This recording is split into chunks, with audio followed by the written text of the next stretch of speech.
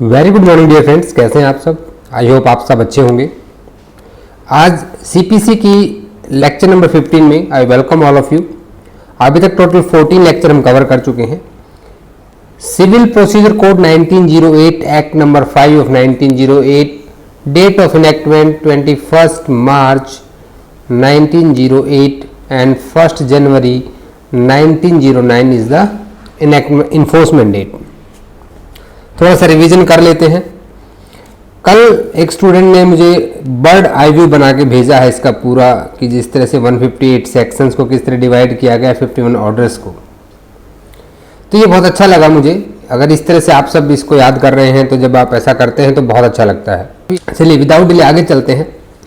In the previous class we have discussed about place of suing. The place of suing deals from section 15 to 25, जिसको हमने दो part में divide किया था। जहाँ पे किस कोर्ट में हम अपना सूट लेकर जाएंगे ये 15 से लेके 20 तक डिसाइड होता है। 21 और 21A ऑब्जेक्शन की बात करते हैं, और आपका जो सेकंड पार्ट है ये it is a part of this part 1। 22 से 25 तक ट्रांसफर ऑफ सूट की बात करते हैं। ठीक है, तो पिछले क्लास में अगर किसी का कोई डाउट है तो बताइए, फिर एक थोड़ा सा रिकैप करेंगे और आगे चलेंगे। वेरी गुड मॉर्निंग एसपी, आज लेट आए हो, please try to join the class on time. वो आप लोगों ने कहा था कि इवनिंग से मॉर्निंग कर लो, तो मॉर्निंग कर लिया है। प्लीज मॉर्निंग का टाइम थोड़ा सा आपको स्पेसिफिक इस टाइम पे अवेलेबल होना पड़ेगा।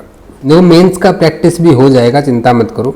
सो स्टूडेंट देखो, मेंस के लिए ना आपको स्पेसिफिकली आपके पहले की पॉइंट्स बनाने हैं। कोई भी क्वेश्चन आपको लिखना है तो first you make the key points. For example, if I told you a question that can the parties by their consent can oust the jurisdiction of civil courts, तो you have to make the key points. Understood? तो एक बार की points लिखिए और फिर उसको 2-3 बार जब आप आंसर लिखेंगे तो आपको आपके आंसर से समझ में आएगा। एंड यू विल सी, जितनी बार आप अपना आंसर देखेंगे आपको उसमें एक इंप्रूवमेंट दिखाई देगा। आज ये टॉपिक खत्म करते हैं, उसके बाद हम मेंस पे ही बात करेंगे। पहले एक बार टॉपिक पे बात कर लेते हैं। In the previous class we have discussed about the jurisdiction. और ज्यूरिसडिक्शन मीन्स कैसे डिसाइड होगा। ज्यूरिसडिक्शन भी 3 तरह से डिसाइड होता है, territorial, pecuniary, PJ and your subject matter jurisdiction. Territorial हमने सेक्शन 1 में भी पढ़ा और इसके साथ साथ हम इसको पढ़ा 16 से लेकर के 18 तक। साथ ही साथ पिक्यूनरी को सेक्शन 6 में और सब्जेक्ट मैटर को सेक्शन 9 में। सेक्शन 15 में आपको कहा कि you have to approach to the lowest grade court. Lowest grade court में भी that court must be competent. Competent होना चाहिए वो कोर्ट। कंपिटेंसी का मतलब क्या है? It means that court can try your case, that court has the territorial jurisdiction, pecuniary jurisdiction and the subject matter jurisdiction. ये तीनों में यस होगा तभी वो आपका कोर्ट ऑफ फर्स्ट इंस्टेंस होगा, यानी कि लोवेस्ट ग्रेड कोर्ट होगा, उसी में आपको अप्रोच करना है। It is mayor a rule of procedure. इसका मतलब ये बिल्कुल नहीं है, मान लीजिए अगर मेरा कोर्ट ऑफ फर्स्ट इंस्टेंस बन रहा है मेरा divisional court, D1 court. D1 एक कोर्ट है कोई सब डिवीजन में, सिविल कोर्ट सीनियर डिवीजन का। ये मेरा कोर्ट ऑफ फर्स्ट इंस्टेंस है, मुझे यहाँ पे ये लोएस्ट ग्रेड कोर्ट है मेरे कॉज ऑफ एक्शन के लिए। अब मैं अपना कॉज ऑफ एक्शन लेके पहुंच जाता हूँ कहाँ पे? डिस्ट्रिक्ट कोर्ट में। हायर कोर्ट हो गया district court, district civil court में चला जाता हूँ। डिस्ट्रिक्ट सिविल कोर्ट चाहे तो मेरा जो प्लेंट है वो क्या कर सकता है, मुझे रिटर्न कर सकता है एज पर दी ऑर्डर 7। ठीक है, ऑर्डर 7 में रिजेक्शन और रिटर्न हम पढ़ेंगे। ऑर्डर 7 के रूल 10, 11 में इसके बारे में, इसके क्या क्या ग्राउंड्स होते हैं। रिटर्न्स में क्या होता है कि return to present in a proper court. भाई आप लोएस्ट ग्रेड कोर्ट में जाओ, क्योंकि सेक्शन 15 कहता है। But section 15 is just mayor procedure. ये बात समझ रही है आप जो मैं आपको बताना चाह रहा हूँ। Section 15 is just a mere of procedure. It can not bound the district court to try the case. अब यहीं पे अगर डिस्ट्रिक्ट कोर्ट को लगता है कि नहीं, I will not go for this step, I will try this suit, और उस सूट का ट्रायल चला लेता है, तो भैया ट्रायल चलाएगा तो ये डिक्री वैलिड होगी। The higher court other than this lowest grade court को ये इस तरह से बिल्कुल बाउंड नहीं करता है, क्योंकि सेक्शन 15 की जब लैंग्वेज भी आप पढ़ेंगे तो आपको ये चीज़ें मिल जाएगी वहाँ पे। 8 में आ गए हम, 15 कहाँ चला गया हमारा।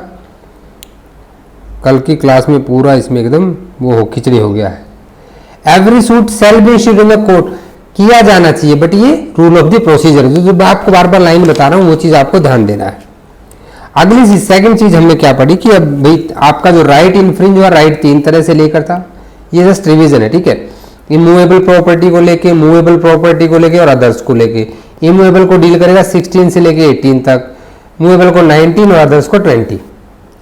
16 में हमने कल क्या किया, हमने पूरी भी रेलवे को घुमाया, कहाँ पे, आरपीएफ को कहाँ की सैर करवाई हमने, आईसीआर की कराई, ठीक है। Recovery of immovable property, partition of immovable property, foreclosure sale redemption of immovable property, interest and other right in the immovable property, see compensation for the wrong to the immovable property, and this are again stands for recovery of movable property but under डिस्ट्रेंट।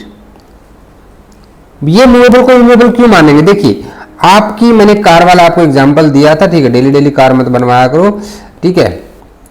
इस car को, car नहीं लग रही क्या, अरे road पे चल रही है यार, ड्राइंग पे क्यों जाते हो, लॉ के स्टूडेंट्स को ड्राइंग की ज़्यादा जरूरत नहीं होती है। अब इस कार को क्या कर लिया किसी ने, आपने लोन नहीं पे किया तो डिस्टेंट हो गए, तो क्या करेंगे डिस्टेंट करके, उसको चलाएंगे थोड़ी, वो they will keep it in some place.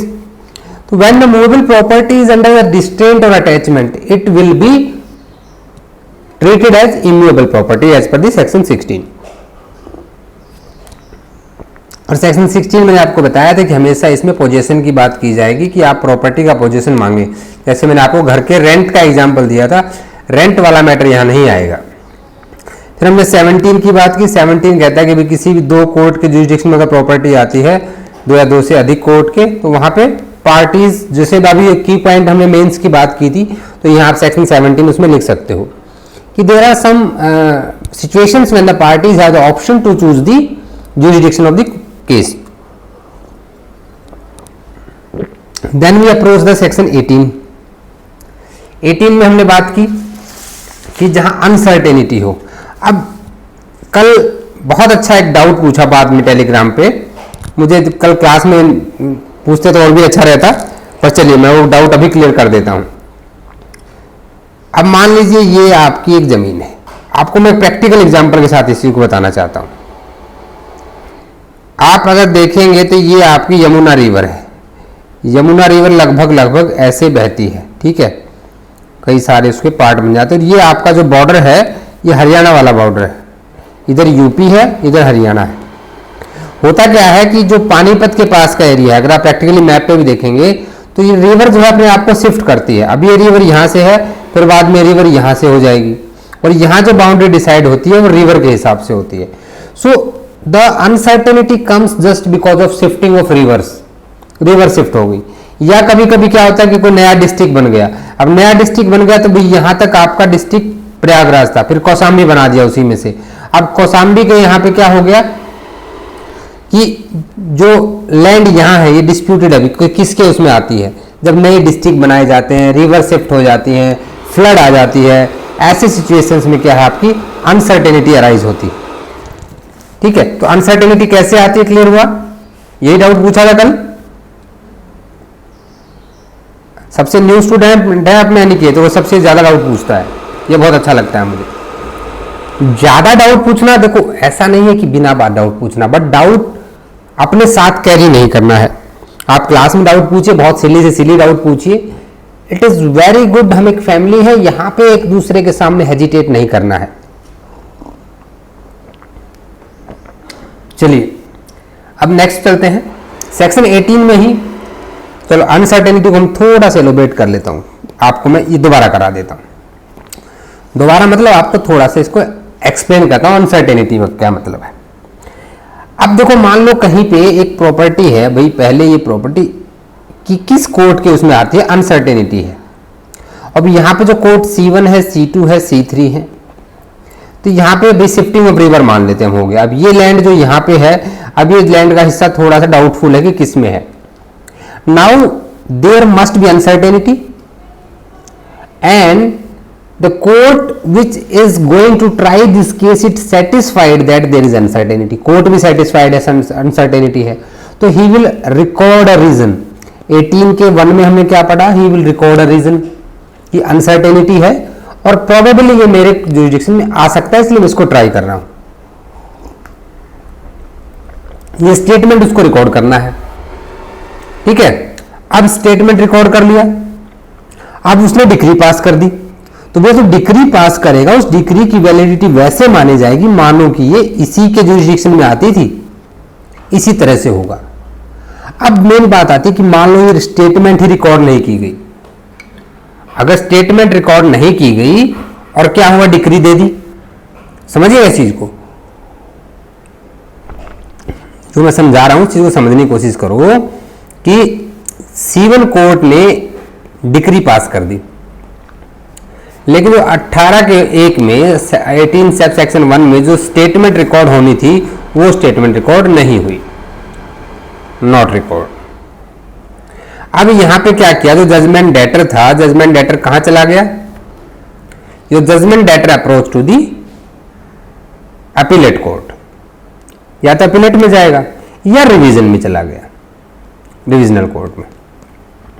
Judgement letter कहां डिफाइन है,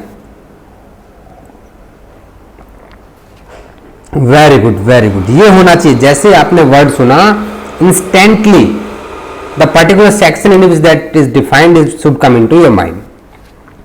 अब अपीलेट कोर्ट और रिवीजनल कोर्ट में मैटर जाएगा तो यहां पे क्या कहेगा, जजमेंट लेटर कहेगा कि जनाब इन लोगों ने कोर्ट में 18 के 1 में स्टेटमेंट रिकॉर्ड करनी थी वो तो किया ही नहीं, तो court will not allow him, will not allow this objection.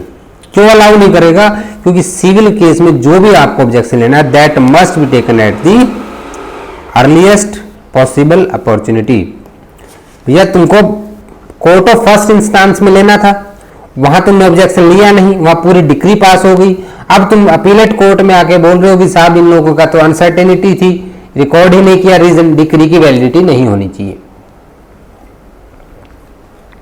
तो जजमेंट डेटर को अपीलेट ये आपका रिविजनल कोर्ट अलाउ नहीं करेगा, and this is your section 18 sub section 2। चल पढ़ते हैं एक बार सेक्शन पे, ये रहा, ठीक है। इसको थोड़ा सा इरेज कर लेते हैं, डेली हर क्लास में ऐसा हो जाता है, फिर इसको फिर से इरेज करेंगे, क्लीन करके पढ़ेंगे बिल्कुल।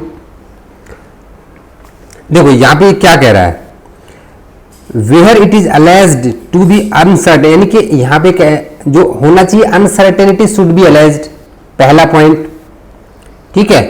भी उसके जुरिडिक्शन में अनसर्टेनिटी है, 2 और मोर कोर्ट्स, 2 या 3 कोर्ट के बीच में अनसर्टेनिटी है, इमूवेबल प्रॉपर्टी को लेकर है, यानी कि your first point becomes, right down the first point, यहीं से निकलेगा हमारा point, there should be the uncertainty, दोबारा देखिए, the uncertainty should be alleged, uncertainty of jurisdiction, uncertainty of jurisdiction should be alleged within the local limit of 2 or more courts in respect of immovable property। पहला point हो गया। दूसरा point, any one of those court, लिखना नहीं, लिखने मैं बताऊंगा, पढ़ रहे हैं अभी, any one of those court if satisfied that there is a ground for the alleged uncertainty record a statement to that effect end से पहले आपका दूसरा पॉइंट बन गया, it means the court which is taking cognizance should be satisfied that the uncertainty exist in respect of that immovable property, दूसरा point हो गया। Third point लिखो, the court should record a statement to the effect of uncertainty and entertain and trial the suit and dispose of। Third point हो गया। अभी fourth लिखिए, the decree passed by such court shall have the same effect as the property situated in its own jurisdiction। ये जैसे मैंने आपको इसमें 4 की पॉइंट्स बता दिए, इन्हीं पे आपका मेंस का आंसर आप फ्रेम कर सकते हैं। अब प्रोवाइजो क्या कहता है यहाँ पे कि that suit in 1 with respect to which the court is competent as regard the nature and value of suit. Valuation of suit मैंने आपको बताया था कि पिक्यूनियरी जुरिडिक्शन की अपनी आप में एक वैल्यू है, section 16, 17, 18. It is the pre requirement of each and every suit that there must be pecuniary jurisdiction. Suit की वैल्यू उस कोर्ट के जुरिडिक्शन में आनी चाहिए. वैल्यूएशन ज्यादा है तो आपका कोर्ट ऑफ फर्स्ट इंस्टेंस हो ही नहीं सकता. और सेकंड फिर इसके बाद क्या आ जाता है, सेकंड क्या आता है आपको, अब सपोज करो भाई जिस कोर्ट का जुरिडिक्शन नहीं था उसने ले लिया. हमने कहा कि ना ये 2-3 कोर्ट थे, अब वो एक्चुअल में लैंड इसके उसमें आ गई, लेकिन इसने अनसर्टेनिटी का रिकॉर्ड किया और इसने स्टेटमेंट दे दी. अब उसको ऐसे कोर्ट ने डिसाइड कर दिया जिसका एक्चुअल में जुरिडिक्शन था ही नहीं. तो अगर उसने वो स्टेटमेंट रिकॉर्ड नहीं की है, जो हमारा सेकंड पॉइंट था, और फिर से एक ऑब्जेक्शन लिया जाता है before appellate and divisional court, कौन लेगा, जजमेंट डेटर लेगा. बट ऑब्वियस है वही जाएगा अपील करने. तो जो डिक्री और ऑर्डर के अगेंस्ट में जो अपील गई है भैया, वहां पे कोर्ट उसको अलाउ नहीं करेगा. It shall not allow the objection जब तक 2 रीजन है अलाउ करने के. कब अलाउ करेगा, ध्यान से समझना इस चीज को. जब तक क्या ना हो वहां पे, या तो वहां पे फेलियर ऑफ जस्टिस हो, या तो फेलियर ऑफ जस्टिस हो, no reasonable ground for uncertainty as the court has with respect there to, या तो रीजनेबल ग्राउंड हो या फिर वहां पे कॉन्सिक्वेंट फेलियर ऑफ जस्टिस हो, तभी आपका होगा, अदरवाइज नहीं होगा. ठीक है, otherwise it will not allow. Clear, section 18 clear आपको. चलो 19 को भी यही रिवाइज कर लेते हैं. 19 फिर क्या कहता है, 19 आपका मूवेबल प्रॉपर्टी की बात करता है. किसकी बात करता है, मूवेबल प्रॉपर्टी की. इस सेक्शन को थोड़ा सा ध्यान से समझना. इसकी लैंग्वेज में आपको जो बताने वाला हूं, मैं सही बता रहा हूं, इससे पहले ऐसा हो सकता है कि आपने उस एंगल से ना पढ़ा. अगर आपने पढ़ा है तो बहुत अच्छी बात है, बट हो सकता है कि आपने उस एंगल से इसको ना पढ़ा. ये क्या कहता है कि where a suit is for the compensation for wrong, इसको हाईलाइट कर लो एक अलग हाइलाइटर से. Where suit is for compensation for wrong done, और अपना पेन लेकर के ना इसमें फॉर कंपनसेशन फॉर रॉन्ग, इसको ब्रैकेट बना दो. डन टू पर्सन और टू मूवेबल प्रॉपर्टी, यानी कि जब सूट आपका जो मुकदमा है, सिविल मुकदमा, वो कंपनसेशन के लिए हो, जब रॉन्ग किया गया किसके साथ, आपके किसी व्यक्ति के साथ या मूवेबल प्रॉपर्टी के साथ. If the wrong was done with in the local limit of jurisdiction of one court. अभी यहां पे क्या है कि मान लो भाई आपका रॉन्ग हुआ है कोर्ट C1 में, वन कोर्ट है, इस कोर्ट को हम C1 मान लेते हैं. C1 कोर्ट में रॉन्ग हुआ है, एंड द डिफेंडेंट रिजाइड और carries business on personally work for gain with in the local limit of jurisdiction of another court. और वहां पे जो आपका डिफेंडेंट है वो दूसरे किसी कोर्ट में रह रहा है. तो सूट कहां पे किया जा सकता है, here the plaintiff is the dominus litis. Dominus litis means here the plaintiff is the driver of his own car. It means car आजकल अच्छा लगता है ना भाई, वो चाहे जिस कोर्ट में जा सकता है जहां पे कॉज ऑफ एक्शन अराइज हुआ या जहां पे आपका डिफेंडेंट रहता है, बिजनेस करता है. जैसे कि इलस्ट्रेशन 1 से क्लियर हो जाएगा. अब ए जो है यहां पे, ए रहता था कहां, दिल्ली में. उसने बी को पीट दिया कहां पे, कलकत्ता में जाके. तो अब बी क्या है, wrong to the person, definition में आ रहा है टू द पर्सन. रॉन्ग किसके साथ किया, पर्सन के साथ. कहां पे किया, कलकत्ता में. डिफेंडेंट का रहता है दिल्ली में. तो here it is the will of the plaintiff B. B मुकदमा करना चाहता है उसके ऊपर, वो चाहे तो उसको कलकत्ता में शू कर सकता है, चाहे तो दिल्ली में. ठीक है, क्लियर. नेक्स्ट एग्जाम्पल देख लो, ए दिल्ली में रहता है, ए तो दिल्ली में था पहले भी, बी को पीटा तब भी दिल्ली में था। अब publish in Calcutta statement defamatory of B, अब बी के खिलाफ में उसने डिफेमेटरी स्टेटमेंट पब्लिश करवा दी कलकत्ता में, पीटने से पहले की कहानी है उसकी।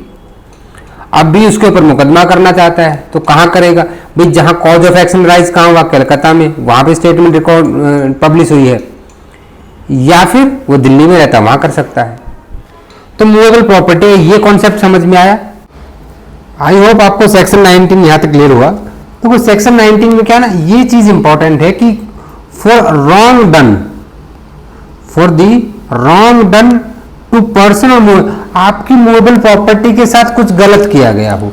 अब सपोज करो कि आपने किसी से घर बेचने का एक सेल एग्रीमेंट बना लिया और बाद में बंदा आपको घर बेचने से मना कर देता है।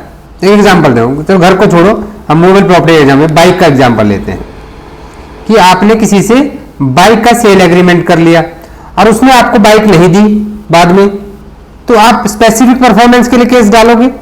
लेकिन वहां पे सेक्शन 19, बाइक एक मूवेबल प्रॉपर्टी है तो सेक्शन 19 नहीं लगेगा, because there is nothing done wrong with the bike, with your movable property, there must be wrong with your movable property. मैं एक केस बताता हूं आपको, इससे आपको बहुत अच्छे से समझ में आएंगे।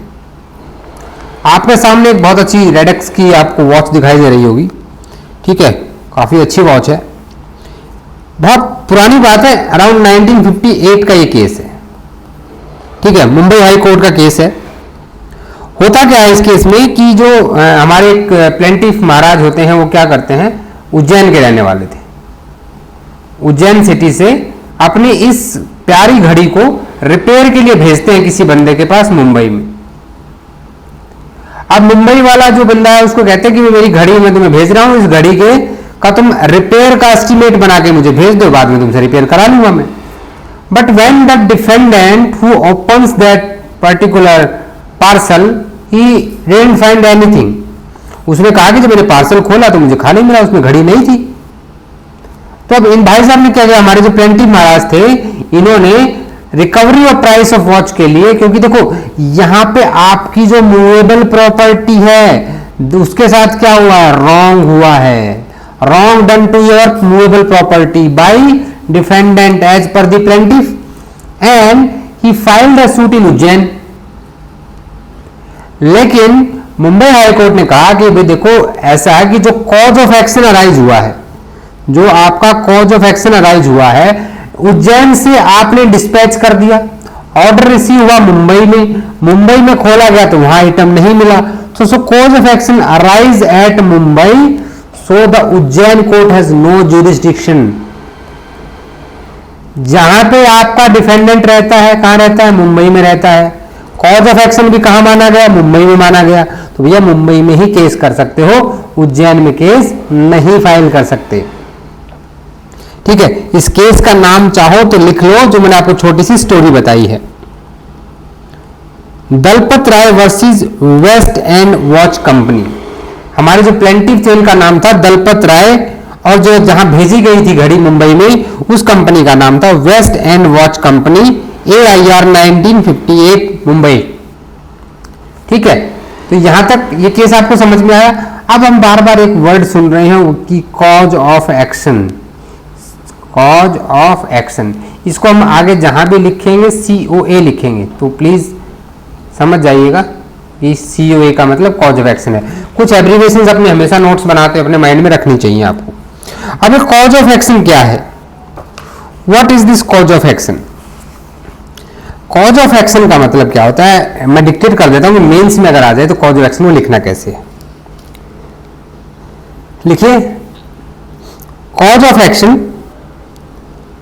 Cause of action means the cause or the set of circumstances which leads up to a suit, ऐसे हालात जो एक मुकदमे तक पहुंचा देते हैं, ठीक है भाई। अब एक केस है Rajasthan high court advocate association, Rajasthan high court की जो एडवोकेट एसोसिएशन थी उसने versus union of India 2001 supreme court 416।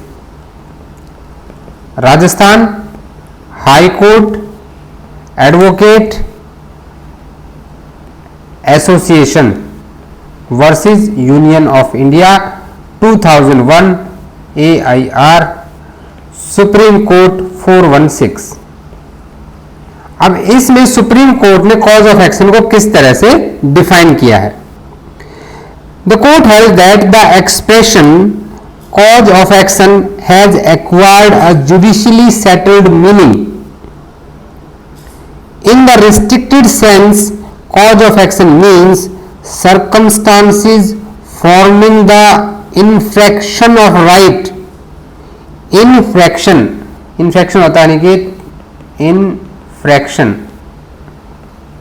infraction of rights or the immediate occasion of the action. In the wider sense, it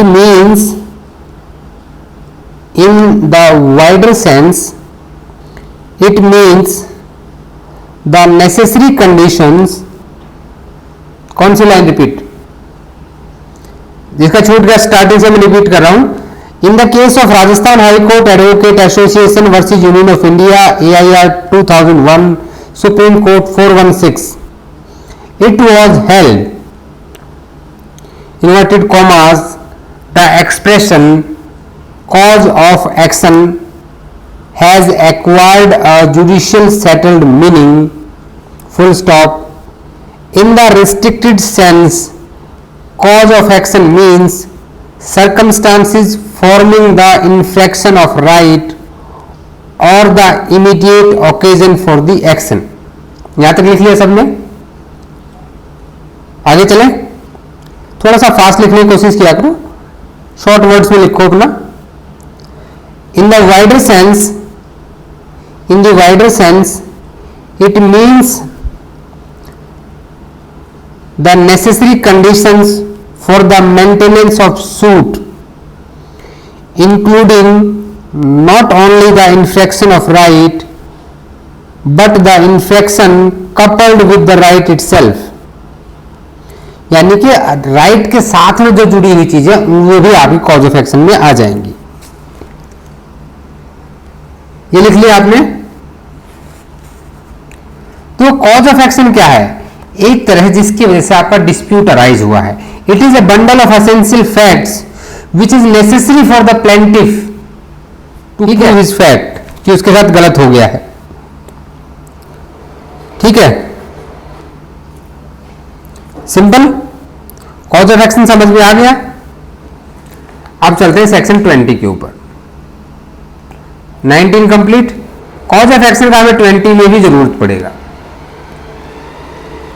अभी तक आपने कहा कि 16 से लेके 18 तक हम इमूवेबल प्रॉपर्टी को डील कर रहे थे, 19 में हम मूवेबल प्रॉपर्टी को डील कर रहे थे, और 20 में हम अदर्स और मिसलेनियस को डील करने वाले हैं।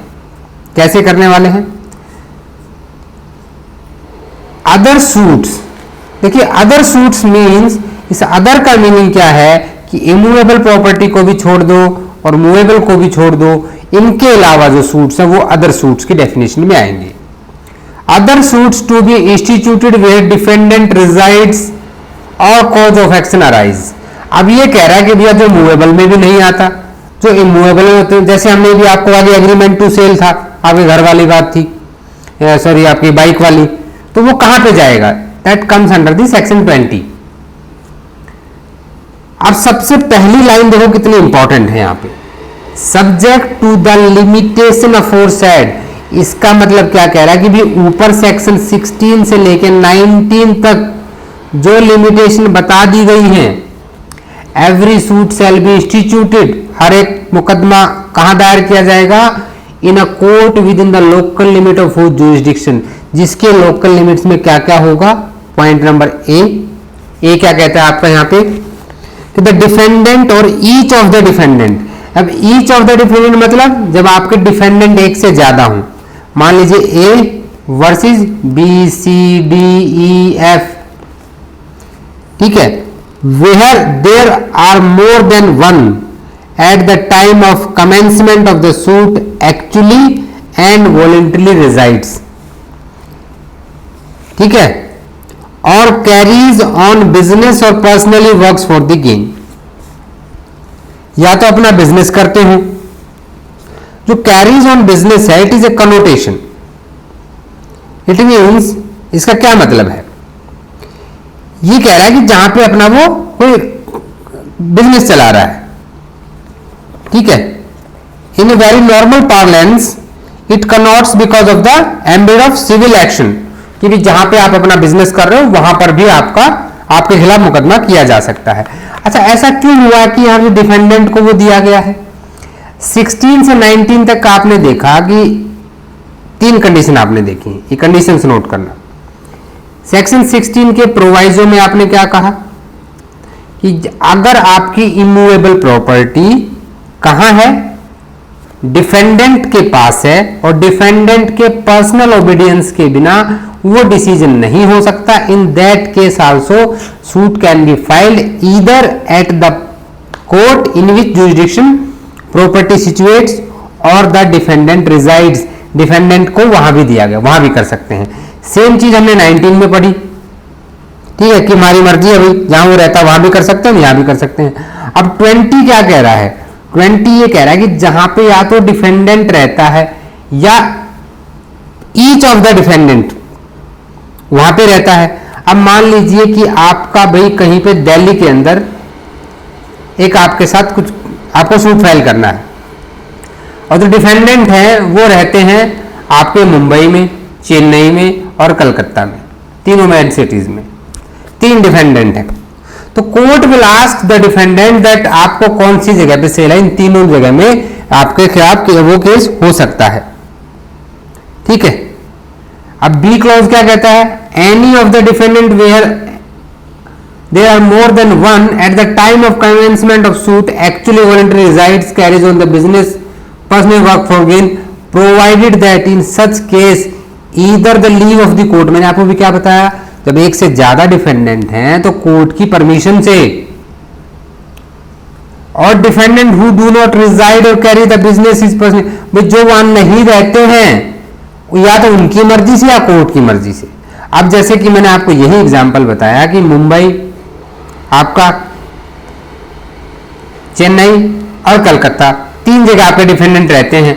अब या तो कोर्ट विल डिसाइड कि भैया केस जो है मुंबई में होगा with the leave of the court, या फिर आप मुंबई में करना चाहते हो, ये बाकी 2 डिफेंडेंट है इनको कोई एतराज ना हो। These are the 2 methods. Then next C क्या कह रहा है, इसको इरेज कर देते हैं। The cause of action wholly or in part arise, जहां पे आपका कॉज ऑफ एक्शन या तो पूरी तरह से या बाय इन पार्ट अराइज हुआ हो। एक्सप्लेनेशन यहां पे क्या कहती है, a corporation shall be deemed to carry on business, भाई कोई कॉर्पोरेशन ये माना जाएगा अपना बिजनेस कैरी करती है जहां उसका या तो सोल या प्रिंसिपल ऑफिस इंडिया में है, ठीक है। अब मान लीजिए भाई गूगल का ऑफिस है मुंबई में, अब वैसे तो गूगल हेडक्वार्टर कहां है, तो माना जाएगा कि वहां पे वो कर रहा है। इसका इलस्ट्रेशन देखिए, आपको चीजें कुछ बेहतर तरीके से क्लियर हो पाएंगी, ठीक है। इलस्ट्रेशन यहां पे क्या कहता है, अ ट्रेड्समैन इन कलकत्ता, ए कौन है, कलकत्ता का एक व्यापारी है। बी अपना बिजनेस करता है दिल्ली में, बी अपने एजेंट के, कलकत्ता में एक बी का एजेंट है, वो ए से कुछ गुड्स खरीद लेता है कि भैया मुझे सामान दे दो, and request A to deliver them on East Indian Railway company, और कहता है कि तुम इसको ना ईस्ट इंडियन रेलवे कंपनी को सौंप दो वहां पे। ए क्या करता है, वो गुड्स को भाई जैसा उसने कहा कलकत्ता में ईस्ट इंडियन रेलवे कंपनी को दे देता है। ए जो है अब बी उसको पैसे नहीं देता है, सामान तो दे दिया, पैसे नहीं देता है, तो ए जो है बी को प्राइस के लिए कलकत्ता में भी सू कर सकता है जहां पे कॉज ऑफ एक्शन अराइज हुआ है, या दिल्ली में जहां वो अपना बिजनेस कर रहा है। कॉज ऑफ एक्शन कहां अराइज हुआ, भाई सामान कहां दिया उसने तो Calcutta as per direction of the defendant East Indian Railway company को देना था, तो कलकत्ता में अराइज हुआ। इसी तरह से इलस्ट्रेशन बी है, A reside at B at Shimla, B at Calcutta and C at Delhi. अब देखो यहां सभी लोग बाहर रह रहे हैं, मिस्टर ए शिमला में रह रहे हैं, मिस्टर बी आपके कलकत्ता में रह रहे हैं, और मिस्टर सी आपके दिल्ली में रह रहे हैं। A B and C being together at Banaras, अब ये तीनों बनारस घूमने गए। B and C make a joint promissory note payable on demand and delivered it to A. इन्होंने बी और सी ने मिलकर ए को क्या दे दिया, प्रोमिसरी नोट दे दिया है। अब ए क्या कर सकता है, इन दोनों पे अगर उसको मुकदमा करना पड़ा तो भैया कॉज ऑफ एक्शन कहां राइज हुआ, एक तरफ ए पार्टी एक तरफ बी और सी पार्टी है। प्रोमिसरी नोट का लेन देन कहां हुआ है, बनारस में हुआ है, यानी कि बनारस में आपका कॉज ऑफ एक्शन अराइज हुआ है। क्लियर। और आपका बी कहां रहता था, शिमला में, सी कहां रहता था, दिल्ली में। तो ए जो है भैया वो या तो बनारस में मुकदमा करे या फिर कहां कल करेगा, बी कहां रहता था, कलकत्ता में, और आपका सी कहां रहता था, दिल्ली में, यहां पे कर सकता है। ठीक है, लेकिन मान लो अब उसने कलकत्ता में केस कर दिया, समझना इस चीज को, ए ने बी के खिलाफ कलकत्ता में केस कर दिया, बी और सी के खिलाफ। भैया बी के लिए तो ठीक है कलकत्ता में रहता है, सी बेचारा दिल्ली से आएगा। तो अगर सी को ऑब्जेक्शन है, अब सी कह रहा है कि जी देखो मैं नहीं मानता, ऑब्जेक्शन करता हूं मैं इस चीज पे, वहां नहीं होना चाहिए। इन that case with the leave of the court, मैंने आपको दो ही तरीके हैं, या तो कोर्ट की कोर्ट फिर देखेगा सर्कमस्टांसेस को, कोर्ट अगर अलाउ करेगा तो कलकत्ता में होगा, या सी को उस पर कोई ऐतराज ना हो तब जाके वो ऑब्जेक्शन ना करे, कलकत्ता में होगा, अदरवाइज नहीं होगा।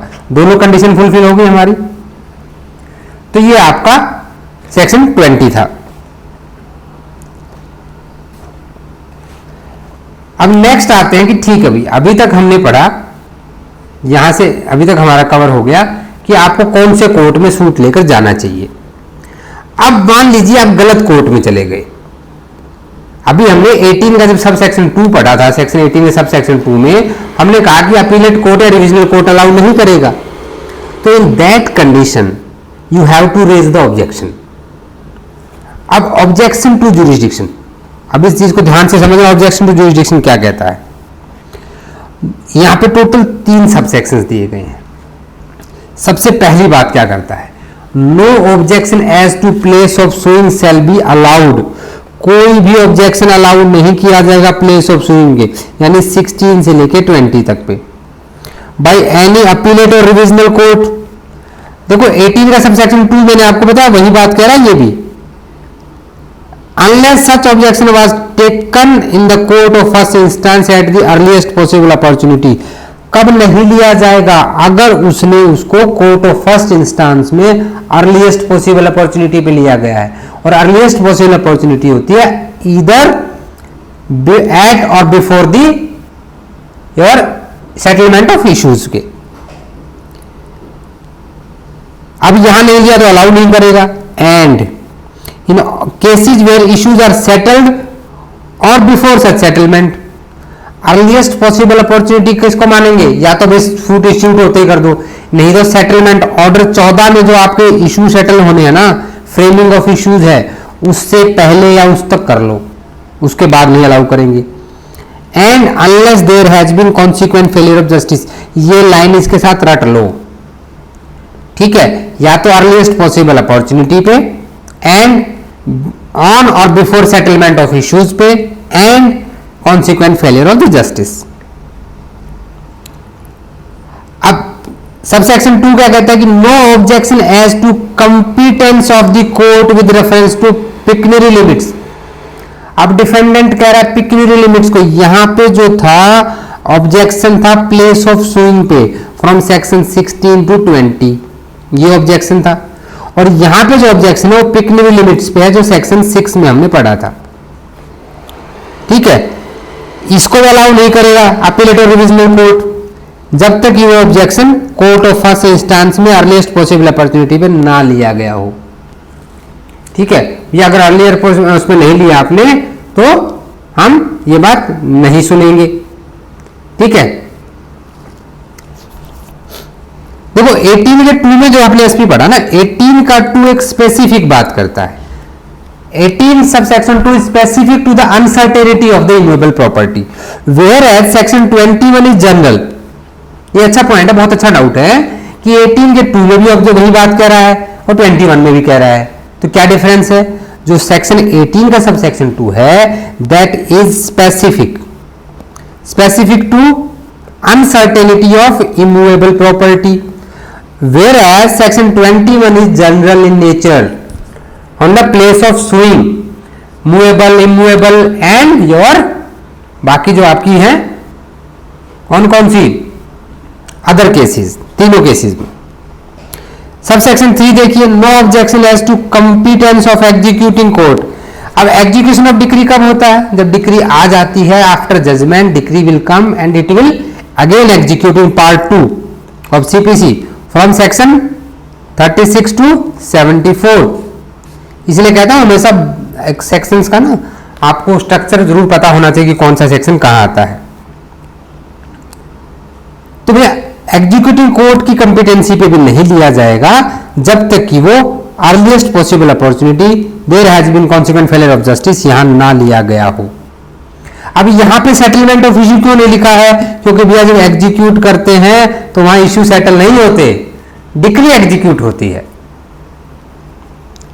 डिक्री एग्जीक्यूट होने का मतलब होता है, हम इसको बहुत डिटेल में पढ़ेंगे आगे, डिक्री जब कोर्ट दे देता है तो it decide that it is your, घर पे कह दिया कि टाइटल भाई अभी एडवोकेट एसपी का टाइटल है इस घर के ऊपर, लेकिन उसका पोजेशन दिलाना, वो प्रॉपर्टीज को दिलवाना, दिस इज एग्जीक्यूशन प्रोसीडिंग। ठीक है, यहां तक कोई दिक्कत? फिर 1976 की अमेंडमेंट में एक नेक्स्ट सेक्शन डाला गया 21A। 21A हमने पहले एक सेक्शन छोड़ रखा है, सेक्शन 12 छोड़ रखा है ना, उसको हम इसके साथ पढ़ेंगे सेक्शन 21 के साथ, 21A के साथ। देखो सेक्शन 12 आपको कहता है bar to further suit, bar to further suit, दोबारा से आप मुकदमा नहीं लेके आ सकते। रेस जुडिकाटा ने कहा कि पार्टी सेम है, मैटर डायरेक्टली इनडायरेक्टली सेम है, तब आप नहीं ला सकते। बट सेक्शन 12 कहता है वहां जाने की जरूरत नहीं है, अपना डायरेक्ट खोल लो, आप एक बार पढ़ लेते हैं। चलो यार इसी में चलते, तुम मानोगे नहीं। मैं कह रहा हूं डायरेक्ट हमेशा आपके साथ होना चाहिए और बाइलिंगुअल डायरेक्ट लेना है। देखो क्या कहता है, where a plaintiff is precluded by rules from instituting a further suit. Section 11 जो रेस जुडिकाटा में पढ़ा आपने, वो आपने पढ़ा था कि same party same cause of action पे दोबारा सूट नहीं ला सकती, it's a general principle. But section 12 कहता है कि जहां प्लेंटिफ को प्रिक्लूड कर दिया गया बाय रूल्स, रूल्स के द्वारा प्रिक्लूड कर दिया गया है, और रूल्स को हमने बहुत डिटेल में पढ़ा था। रूल्स कहां डिफाइन है, किसने पढ़ा है रूल्स का? गुड, वेरी गुड, 2 of 18 में डिफाइन है। ठीक है, एंड 2 of 1 क्या कहता है? Code include the rules, rules कहां है? 2 of 18 में है, और कहां बनाए गए हैं? 121 से 131 तक high court can make the rules. Rule making committee की हमने बात की थी, कैसे जजेस बनते हैं, कितने मेंबर्स होंगे, प्रमोटी जज भी होना चाहिए, सारी चीजें आपको याद आ रही हैं। तो ऐसे रूल्स जो उसको मना करते हैं कि वो दूसरा मुकदमा नहीं ला सकता किसी पर्टिकुलर कॉज ऑफ एक्शन में। He shall not be entitled to institute a suit in respect of such cause of action in any court to which this code apply। किसी भी कोर्ट में वो नहीं ला सकता जहां सीपीसी अप्लाई होती है। तो एक चार्ट बना लीजिए, यहां पे बहुत काम आएगा ये चार्ट आपको। सेक्शन 12 देखो हम बिल्कुल डायरेक्ट नहीं पढ़े, सेक्शन 12 को मैंने इसलिए छोड़ा था कि इसको मैं आपको 21 के साथ पढ़ाऊंगा, बार टू फर्दर सूट। अभी हम कभी आपको ऑर्डर में मिलेंगे, कभी आपको सेक्शंस में मिलेंगे, हम ऐसे ही पढ़ेंगे, क्योंकि यहां आपको सिर्फ डायरेक्ट कंप्लीट कराने का टारगेट नहीं है, यहां टारगेट है आपको मास्टर ऑफ सीपीसी बनाने का। भैया अभी यहां ये कहता है कि जो प्लेंटिफ है हमारा, प्लेंटिफ को क्या कर दिया गया है? प्रिक्लूड कर दिया गया है। प्रिक्लूडेड, प्रिक्लूड होता है उसको मना कर दिया गया, दोबारा नहीं ला सकता। कैसे प्रिक्लूड किया है? By rules. अब ये रूल्स कौन कौन से हैं? इन रूल्स को समझो, वो दोबारा ऐसा मुकदमा नहीं ला सकता किसी भी में जहां सीपीसी अप्लाई होती है। इट रूल्स का मतलब है कि rules under CPC,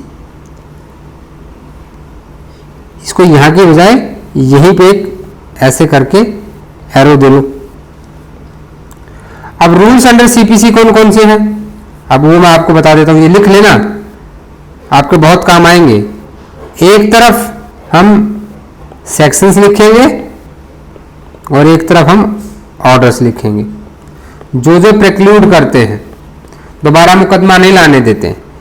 section 21A 47, section 95 to 144 restitution का 2, ऑर्डर 11 आपका रूल 21 सब rule 2, order 22 rule 9, order 23 rule 1 सब रूल 4, ऑर्डर 23 रूल 3A। अब ये है क्या क्या ये समझ लो। अभी तो मैंने आपको बताया कि क्या क्या करता है, जैसे सेक्शन में देखो 21A को हम पढ़ ही रहे हैं, objection to the place of suing, यानी कि आपके प्लेस ऑफ सुइंग पे आपने अगर पहले ऑब्जेक्शन नहीं लेकर आए आप अर्लीस्ट पॉसिबल अपॉर्चुनिटी पे, तो दोबारा से आप फ्रेश मुकदमा नहीं ला सकते उसको लेकर।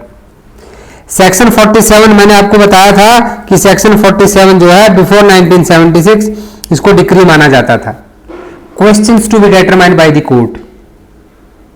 ठीक है, अब एग्जीक्यूटिव कोर्ट को जो सूट क्वेश्चन डिटरमाइन करने हैं उसके लिए अलग से मुकदमा नहीं लेकर आना है।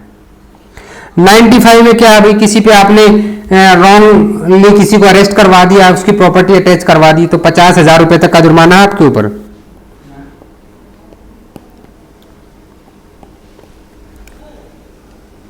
ठीक है, वहां पे हो गया। 144(2) में जहां पे आपको रेस्टिट्यूशन के लिए कोई दूसरा रिलीफ लेना है, उस पर नहीं ला सकते आप। अब ऑर्डर्स पे आ जाते हैं।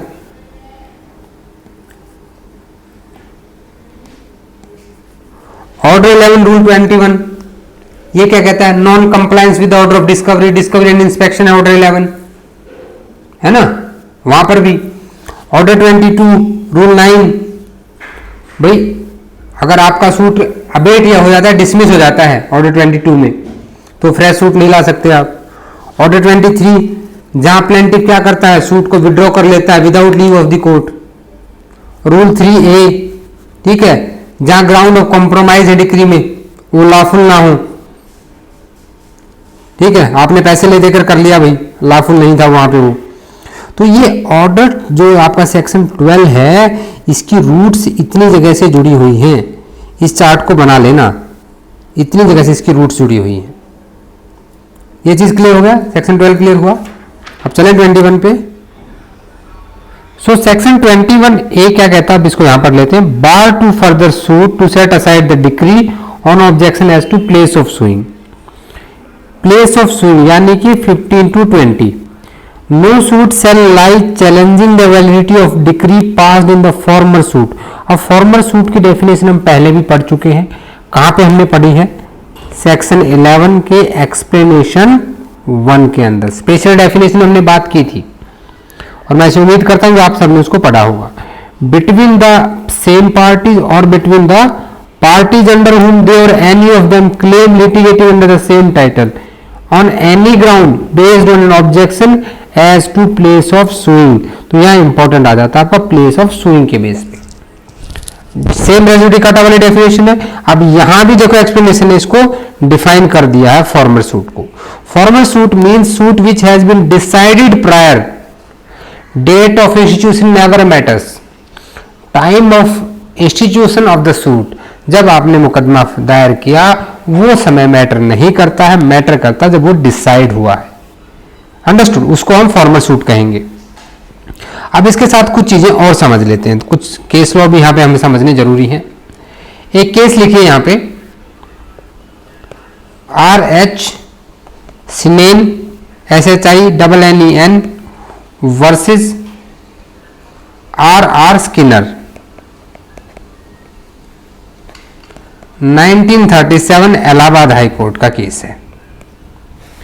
अब सेक्शन 21 में आपने पढ़ा है कि क्या दिया गया है, objection as to place of suing, और place of suing means it is decided the territorial jurisdiction and the subject matter. It never talks about the pecuniary jurisdiction, although the pecuniary jurisdiction is the, भाई इसकी first and foremost requirement है, लेकिन वो आपका वो नहीं है, पेक्यूनियरी के बारे में बात नहीं करता है। So in this case court held that section 21, please write down this points, section 21 of the code does not apply to the cases where court has no pecuniary jurisdiction or conclusive होता है तीनों ही ना हो। It applies only to the objection for the want of territorial jurisdiction। Allahabad high court ने इस case में ये बात कही थी। क्लियर हुआ? ये चीज क्लियर हुई? गुड। अब हम पहले भी कई बार डिस्कस कर चुके हैं कि भैया अगर आपका टेरिटोरियल जुरिडिक्शन नहीं है, पेक्यूनियरी नहीं है, सब्जेक्ट मैटर नहीं है, तो डिक्री की क्या वैल्यू होगी। तो डिक्री की वैल्यू हमने इससे पहले जो पढ़ी है वो क्या पढ़ेगी, दोनों केस में डिक्री इर्रेगुलर होगी और इस केस में आपकी क्या होगी, वॉइड हो जाएगी। ठीक है, एक केस लो लिखो इसके ऊपर भी, नहीं फ्रेश केस में लिखवाएंगे आपको। मेंटू